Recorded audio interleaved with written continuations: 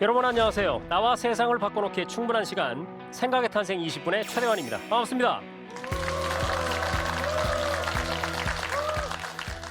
자, 여러분, 아기가 태어나면 부모들이 맨 처음에 듣는 말이 있죠. 그게 뭔가요? 네, 축하한다는 얘기. 또 아들입니다, 딸입니다. 네, 그런 얘기를 듣죠. 그러고 나서 꼭 전해 듣는 얘기가 이겁니다. 키가 몇 센티미터고 몸무게가 몇 킬로그램입니다. 우리는 이 말을 듣고 아이의 발육 상태를 점검을 하게 되는 것이죠. 자, 우리는 이렇게 세상에 나오자마자 센티미터, 킬로그램 이런 단위들과 만나게 됩니다.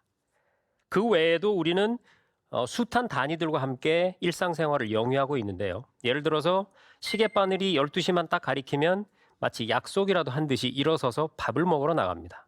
그렇죠? 날씨가 30도가 넘을 거라고 하면 옷장에서 시원한 옷을 꺼내 입고 출근을 합니다.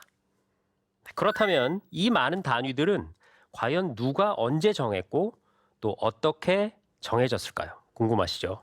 오늘 이 문제를 해결해 주실 특별한 전문가 한 분을 모셨거든요. 먼저 화면으로 만나보시죠.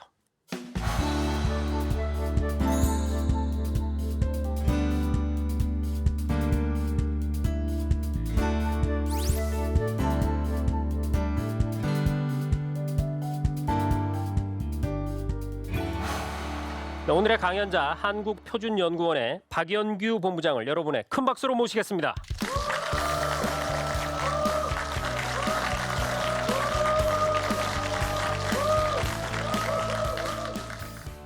네, 반갑습니다, 본부장님. 네, 반갑습니다. 한국표준과학연구원이란 곳에서 일하고 네, 계시죠? 맞습니다. 무엇을 하는 곳입니까? 저희 연구원은 우리나라에서 이루어지는 모든 측정의 기준을 만드는 연구를 하고 있습니다. 네. 한마디로 측정에 대한 우리나라의 그 국가대표 연구기관이라고 할 수 있습니다. 국가대표 연구기관이다. 네. 측정과 단위, 표준 이런 거에 관한. 네, 맞습니다. 그럼 본부장님의 일상생활은 거의 대한민국 표준이다 이렇게 봐도 될까요? 뭐 그렇게 봐주시면 감사하겠습니다. 자, 오늘부터 새로운 단위가 온다라는 주제로 우리에게 세 차례에 걸쳐서 열띤 강연을 펼쳐 주실 텐데요. 그 첫 시간의 문을 여러분의 박수로 열겠습니다.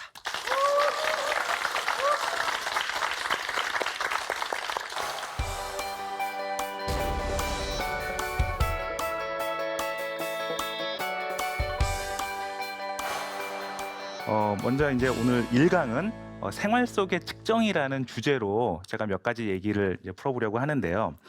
오늘 아침에 일어나셔가지고 제일 먼저 하신 일이 어떤 거세요? 시계를 보는 거. 저도 그랬거든요. 항상 아침에 일어날 때 시계를 어떨 때는 뭐 알람 소리를 듣고 일어나고 어떨 때는 일어나자마자 지금 몇 시지 하고 계속 이제 시간을 이제 보게 돼요. 사실 이제 시간이라는 것은 우리 생활을 거의 지배한다고 할 수 있을 정도로 우리는 뭐 손목시계라든지 아니면은 뭐 휴대폰 그 외에 이제 다양한 그 시계를 보면서 생활을 하죠. 하루에 시계를 몇 번이나 보는지 사실은 셀 수 없을 정도로 많이 보는 것 같아요. 저 같은 경우도. 그래서 그 여러 시계가 있는데 가장 정확한 시계는 어떤 걸까요? 배꼽시계. 예. 배꼽시계도 이제 정확하겠지만은 과학적으로는 이제 좀 다른 시계가 이제 필요하고 이 세상에서 가장 정확한 시계는 현재는 이제 그 미국에서 개발한 그 광시계가 있습니다. 빛을 이용을 해서 시계를 만든 거고 어느 정도로 정확하냐 그 정확도가 수억 년에 1초 정도밖에 안 틀릴 정도로 정확해요. 그래서 지구의 역사가 한 45억 년이라고 얘기를 하는데 만약에 그 시계가 지구가 시작할 때부터 있었다. 그러면은 지구의 역사를 기술하는데 10초 이내에 어떤 오차를 가지고 정확하게 기술할 수가 있는 거죠. 그래서 시간의 정확도는 이렇게 높다. 우리가 일상생활에서 느끼지는 못하더라도 이렇게 굉장히 높은 정확도로 시간이 유지가 되고 있다라는 말씀을 오늘 첫 번째로 드리도록 하겠습니다. 자, 그 다음에 이제 일어나가지고 제일 먼저 저는 화장실에 가요. 아마 많은 분들이 이제 그러실 것 같고요. 그럼 이제 샤워를 하는데 샤워를 할 때 우리는 물을 쓰잖아요. 물도 따뜻한 물도 있고 뭐 시원한 물도 있고 그러면은 우리가 이 물을 쓴 거는 그게 전부 다 이 계량이 돼서 결국에는 요금으로 산정이 되는 거죠. 그 계량을 하기 위해서는 그 미터기가 계속 돌아가는 거예요. 그 미터기가 돌아간다는 얘기도 결국에는 측정을 한다는 얘기죠. 그래서 우리가 흔히 하는 이런 행동에서도 일상생활에서 측정은 일어나고 있다라고 이제 말씀을 드리겠고요. 그 다음에 뭐 건강하신 분들은 이런 거 신경 안 쓰시겠지만은 이제 나이가 들면서 체중계도 올라가서 체중도 재보고, 요즘 체중계는 또 어떤 거는 체중뿐만이 아니라 내 몸의 어떤 뭐 BMI라든지 뭐 이런 것도 자동으로 측정해주는 이제 그런 것도 있다고 해요. 또 한편으로는 혈압이 안 좋으신 분들은 이제 혈압도 이제 측정을 하고, 뭐 굉장히 다양한 측정을 하죠. 좀 당뇨를 가지고 계신 분들은 뭐 피를 뽑아서 당뇨도 이제 측정을 하고 이제 그런 식으로 하는데, 이 모든 것이 전부 다 이제 측정입니다. 뭐 체중을 측정한다는 얘기는 제 몸무게를 측정한다는 거고, 혈압을 측정한다는 얘기는 사실은 혈압이라는 거는 직접적인 그 혈압을 측정을 못 하니까는 바깥에서 간접적으로 측정하는 거죠. 그래서 압박을 해서 피를 통과를 못하게 하고, 그리고 다시 그 압박을 풀어주면서 피가 통과하는 순간에 그 소리를 듣고 사실은 이제 그때가 이완기다 수축기다 이런 식으로 해가지고 우리가 하는 그 아는 120에 80 뭐 이런 이제 혈압이 나오는 겁니다. 근데 사실은 여기에 대해서는 마땅한 기준이 없어요. 그래서 우리가 혈압계를 이용을 해가 측정을 하면은 사실은 회사마다 제품마다 이 조금씩 많은 편차가 있습니다. 그런 또 편차를 줄이기 위한 게 바로 표준을 잡는 그러한 역할이기도 합니다.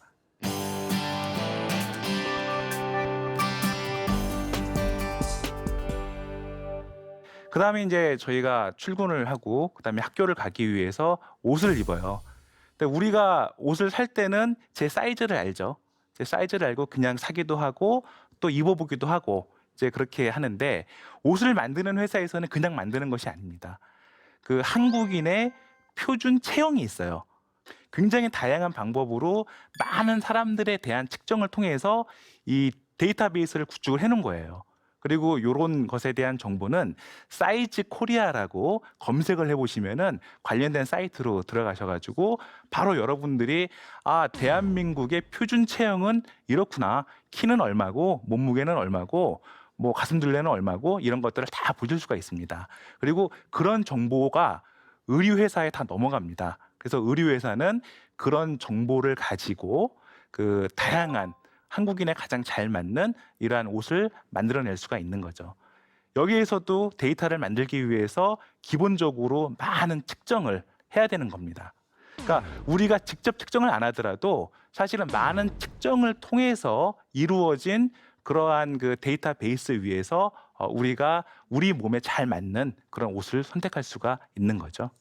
그리고 이제 아침을 먹는데 뭐 이거는 아침뿐만이 아니라 뭐 점심 저녁도 다 마찬가지겠지만은 건강에 이제 신경 써야죠. 그래서 그 음식물에 특히 안 좋은 게 들어가면은 굉장히 사회적인 큰 이슈가 되잖아요. 그래서 뭐 우리나라 같은 경우에도 식품의약품 그 안전처 같은 데서 이런 것에 대한 관리를 하는데, 결국에는 관리를 한다는 것이 음식물에 식품에 어떤 유해 물질이 있는지를 측정을 하는 거예요. 그런 이제 측정을 하기 위해서는 어떤 기준물이 있어야 되고, 그래서 그 기준물을 공급하는 것이 바로 이제 국가 관련된 국가 표준이고, 그리고 그걸 분석하기 위한 또 정밀 측정 기술들을 또 개발하고 하는 거죠. 그래서 그 우리는 편하게 안전한 음식을 먹고 있지만은 그거를 이루기 위해서, 그런 안전한 음식이 우리의 밥상까지 올라오기 위해서는 사실은 굉장히 많은 정밀한 측정들이 우리가 모르는 사이에 이루어지고 있습니다. 자, 그 다음에 이제 그 집에서 모든 준비를 다 마치고 이제 회사를 가죠. 갈 때 뭐 지하철을 이용하기도 하고 뭐 버스를 타기도 하고 뭐 차를 운전을 해서 가기도 합니다. 근데 이제 그 뭐 꼭 출근길이 아니더라도 우리 생활에서 자동차라는 거를 빼놓을 수가 없잖아요. 지금 어디 움직이는데 그게 대중교통이든 뭐 제 개인 차든 그런 상황에서 자동차 계기판을 보면은 굉장히 많은 정보가 있습니다. 메인 화면에 보이는 정보들이 사실은 차에서는 굉장히 중요한 거라고 생각하시면 돼요. 엔진 온도 항상 표시가 되죠. 그다음에 연료 잔량 항상 표시가 됩니다. 그게 잘못되면은 차가 안 가는 수가 있거든요. 차가 퍼진다거나 아니면은 뭐 연료가 떨어져 가지고 못 간다거나. 그 외에도 차에 이상이 생기면은 굉장히 많은 경고들이 들어올 겁니다. 예를 들어서 요즘은 모든 자동차에 타이어 압력 센서가 다 장착이 돼가지고 타이어에서 뭐 이 플랫이 생겼다, 뭐 그랬으면은 경고등을 항상 그 4개 돼 있습니다. 이제 그런 것들이 4개 타이어에 전부 다 이제 센서가 들어가 있는 거죠. 그래서 우리가 그 실시간으로 보던 아니면은 뭐 비상시에 경고를 해주던 자동차에는 굉장히 많은 센서가 들어가 있어서 많은 측정들을 수행을 하고 있습니다. 자, 우리가 그 디지털 치매라는 말 사실 많이 하잖아요. 전화번호 못 외우고, 그다음에 길 못 찾고, 예. 길을 못 찾는 이유가 이제 내비게이션 때문이거든요.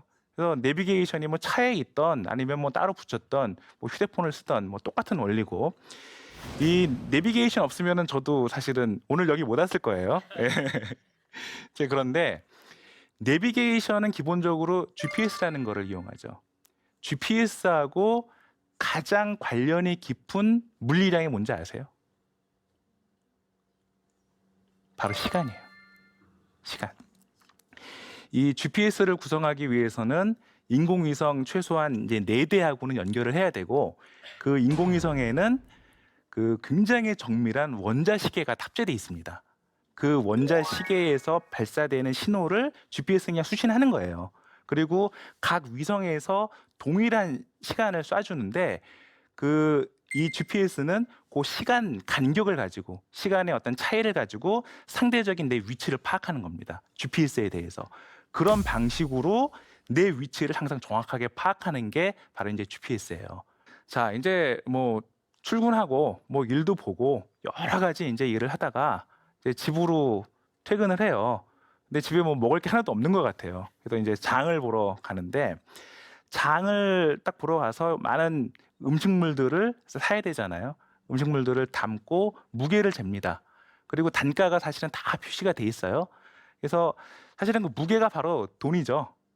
그래서 우리가 그 장을 볼 때 저울 위에 물건을 올려놓고 이제 측정을 하고, 그럼 자동적으로 이 가격이 산정이 되는데, 그 저울이 꼭 정확한 건 아니겠죠. 조금은 모든 측정에는 오차가 있을 수 있으니까, 만약에 1g이 1g 굉장히 작은 것 같은데 1g이 틀렸다. 만약에 우리가 한우를 사는데 뭐 1g 틀렸다. 그러면은 뭐 200원 정도 손해 볼 수 있을 거예요. 물론 그것도 쌓이면은 굉장히 큰 거지만은. 자, 뭐 집에 와가지고 이제 음식을 하는데 굉장히 다양한 이 조리 기구들이 있고, 그 다음에 부엌에서 주방에서는 굉장히 다양한 또 측정기들이 있어요.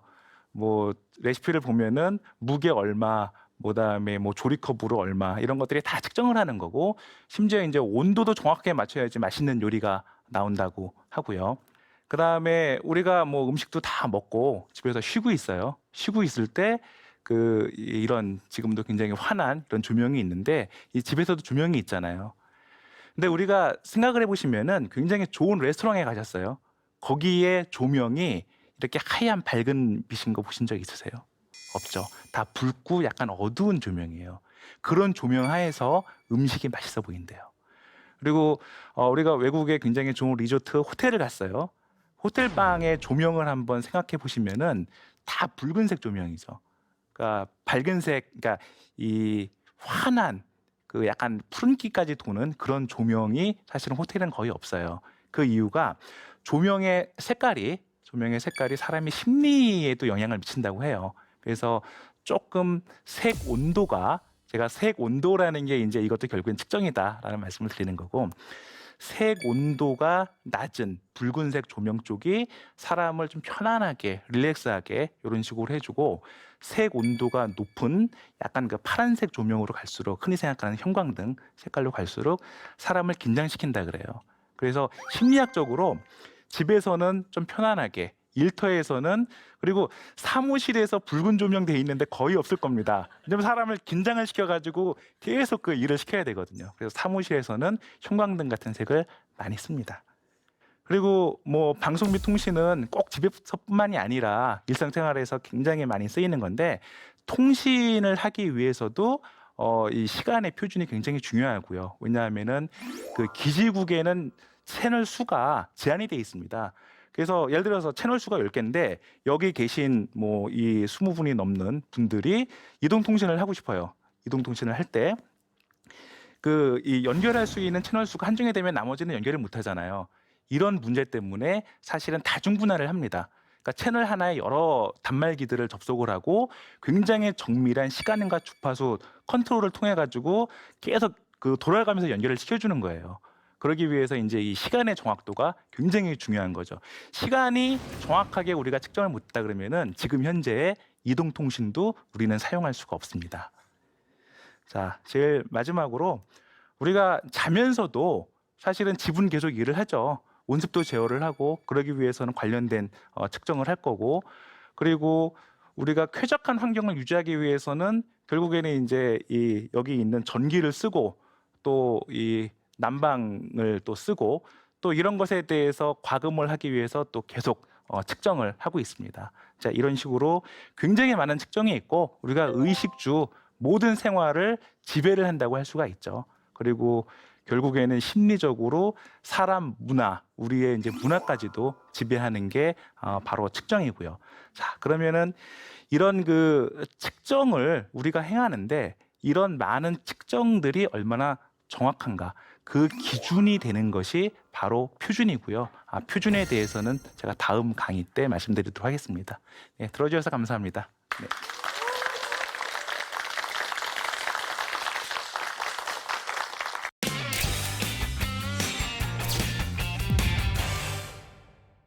자, 우리 방청객 여러분도 궁금한 점 있으시면 손 들어주시죠.